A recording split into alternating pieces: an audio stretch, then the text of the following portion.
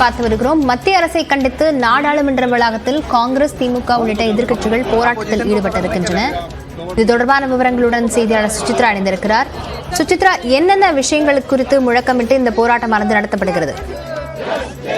நாடாளுமன்ற விவகாரத்தில் தற்போது இந்தியா கூட்டணியை சார்ந்த எம்பிக்கள் போராட்டத்தில் ஈடுபட்டு வருகிறார்கள். குறிப்பாக மத்திய விசாரணை அமைப்புகளான சிபிஐ, அமலாக்கத்துறை உள்ளிட்டவற்றை முறைகேடாக பயன்படுத்துவதற்கு எதிராக தற்பொழுது இந்த ஒரு போராட்டமானது இந்தியா கூட்டணி கட்சியினுடைய எம்பிக்கள் சார்பாக நடைபெற்று வருகிறது. மக்களவை மற்றும் மாநிலங்களவை சார்ந்த இந்தியா எதிர்க்கட்சி எம்பிக்கள் அனைவருமே இந்த ஒரு ஆர்ப்பாட்டத்தில் தற்பொழுது நாடாளுமன்ற வளாகத்தினுடைய அந்த வாயில் இந்த ஒரு போராட்டமானது நடைபெற்று வருகிறது. மிக முக்கியமாக ஹேமந்த் சோரன், ஜார்க்கண்ட் முன்னாள் முதல்வர் ஹேமந்த் சோரன், டெல்லி முதல்வர் அரவிந்த் கெஜ்ரிவால் உள்ளிட்ட எதிர்க்கட்சி தலைவர்கள் கைது செய்யப்பட்டது என்பது ஜனநாயக விரோதமான செயல் என்ற ஒரு கோஷங்களை எழுப்பியும் மத்திய அரசாங்கமானது இது போன்ற செயல்களில் ஈடுபடக்கூடாது என்ற ஒரு கோஷங்களை எழுப்பியும் தற்பொழுது இந்தியாவுடைய தலைவர்கள் மற்றும் எம்பிக்கள் போராட்டத்தில் ஈடுபட்டு வருகிறார்கள்.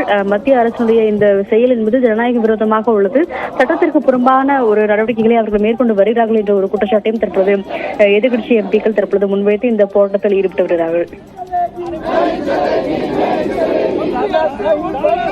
அமலாக்கத்துறை, சிபிஐ உள்ளிட்ட விசாரணை அமைப்புகளை மத்திய அரசு தவறாக பயன்படுத்துவதாக கோஷங்களை எழுப்பி எதிர்க்கட்சியினர் நாடாளுமன்ற வளாகத்தில் போராட்டத்தில் ஈடுபட்டிருக்கிறார்கள். எந்தெந்த கட்சியை சேர்ந்த எதிர்க்கட்சி தரப்பினர் இந்த போராட்டத்தில் ஈடுபட்டிருக்கிறாங்க சுசித்ரா?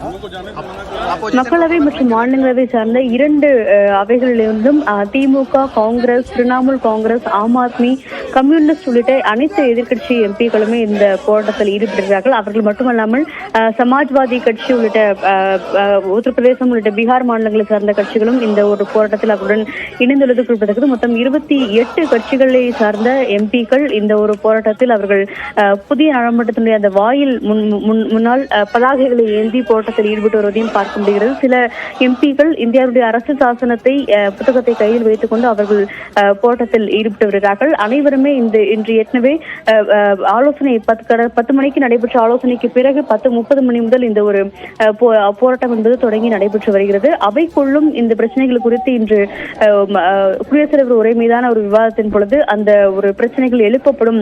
மிக முக்கியமாக இந்த விசாரணை அமைப்புகளுடைய நடவடிக்கைகளுக்கு எதிரான ஒரு பிரச்சனைகளையும் எழுப்பப்படும் என்ற ஒரு கருத்தையும் எதிர்க்கட்சி உறுப்பினர்கள் தெரிவித்துள்ளார்கள். விவரங்களுக்கு நன்றி.